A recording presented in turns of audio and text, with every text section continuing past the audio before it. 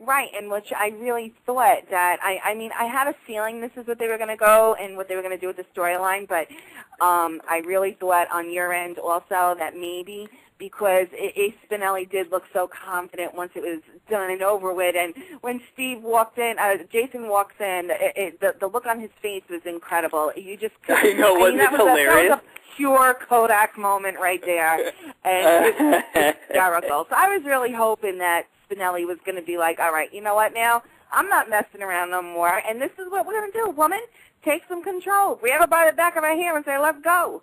You know, do that caveman stuff on her or something. Well, the toughest part about it is that, you know, the way she thought she had taken advantage of me, not, you know, that she had taken advantage of our friendship and my willingness to help her in any situation, and that she took advantage of that trust and that that loyalty, and, you know, so she still doesn't truthfully know how much I am completely enamored with her. You know, that's not something. And, you know, she has a tough time seeing, you know, 10 feet in front of her face. You know, Maxie has a tough time seeing how other people are affected by certain things. And, you know, so that's, you know, even if I told her, maybe she wouldn't hear it. Or, you know, she hears what she wants to hear and she sees what she wants to see. So that, I think that's another part of it. And he, you know, there's that inherent disconnect between the two of them. But underneath the disconnect is an actual really true connection that is pretty lovely.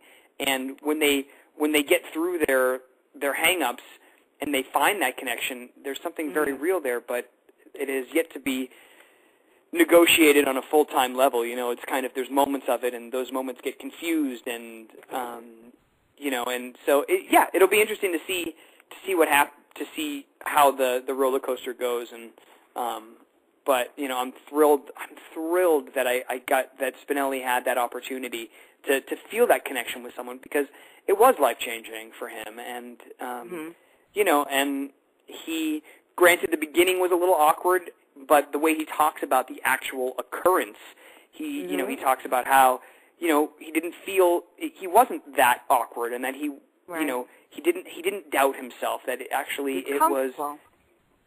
it was empowering, and so, you know, maybe that is a step on the road to on the road to self-confidence. And, you know, Maxie didn't talk about it being bad. Like, you know, she didn't, that was not one of the things at all. In fact, you know, I mean, maybe it'll come out at some point as to how the experience actually was for her, regardless of the aftermath in terms of her feeling bad about taking advantage of him. But, so that'll be interesting. Yeah, I can't wait for some more to develop out of that. All right, now, the next thing I wanted to ask you about, Night Shift Season 2, you're not going to be on it this season? Not as a regular. I was not approached to be a regular. Okay. Whether or not I do guest appearances, that is still yet to be determined. You know, it's being produced out of house. It's being there's all new writers, there's all new producers, there's, you know, new directors. You know, so it's not it's, you know, of course, it's still Robin and Patrick, and, you know, Billy D is going to be there, and Epiphany is going to be there, and, you know, so it'll be reminiscent of last year, but it is an out-of-house production. It's a completely separate thing this year, just because last year it was too much for everybody, so they had to. I think so too. I had actually Jason Thompson on last night, and Ethan Raines was on Monday, and we were talking about that.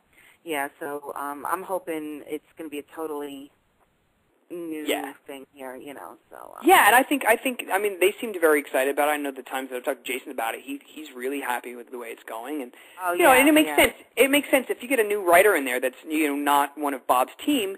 Naturally, he doesn't want to take away what's working, but at the same time has his own ideas, and so you know, if he brought back the exact same cast from last year, how do you not play on those storylines? You know, in order to have a little bit of freedom, he needed some of his own characters.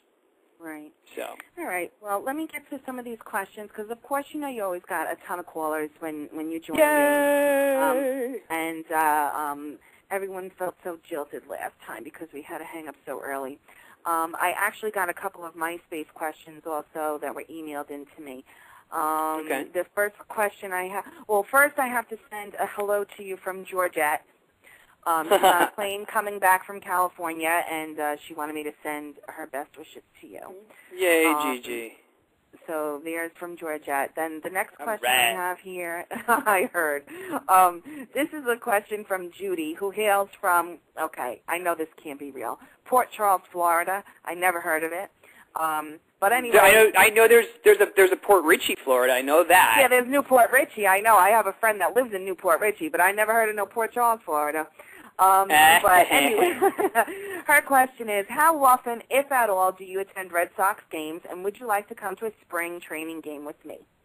Oh, that is so sweet. I used to go to Red Sox games 2 or 3 times a year when I was growing up, but I haven't been to Fenway Park in probably, I don't know, at least 5 years, if not longer. Wow. You know, well, because see, like I've been, I've been to Boston a couple times over the last couple of years in the summer times, and I've actually had offers for tickets. And unfortunately, the scheduling, generally when I do events, they're Saturday nights. When we do an event weekend, they're Saturday nights, right. And then I have to generally fly out Sunday. Last time I was in Boston, it was the Red Sox. It was a Red Sox Yankees weekend, and I was offered tickets for the Sunday night show the Sunday night show. The Sunday night game, but it was the game of the week, so it's prime time, and I have to be on a plane back to L.A. for work the next day. So I haven't been in a while. And when every year, my family and I used to drive to Florida, and oftentimes we would go drive over to Winter Haven, where they're now in St. Pete, I think. But Winter Haven is where they used to do their spring training, so I used to go there all the time. And so it's been a long time since I've done either. So hopefully at some point, if my schedule ever frees up, I could do that. Well, you're going to Boston soon, right, in October? Yeah, but that might already be during play. They might be already doing. Yeah. I mean, hopefully the Red Sox make the playoffs. Right. But but even if they are playing in Boston that weekend, tickets for playoff games are a little harder to come by. But well, okay. Well, but hopefully sometime soon. Okay. That's your answer, Judy, and I'll make sure that you. Thanks for the question, Judy, and thank you for the offer. If my schedule clears up, I'll let you know. The next one is from Brittany, and she is from Croatia. All right. Says, hey, I was wondering if you can ask Bradford how it was at the CMA Festival a few weeks ago. I was there and was wondering if him and everyone else had a good time. The CMAs were incredible. Actually, I did my last Camera Ready, the reality series that I do for SoapNet. That was featured this week on the episode. So if anyone wants to see visuals from the CMAs, they can watch. Go to soapnet.com and watch episode 4 of Camera Ready.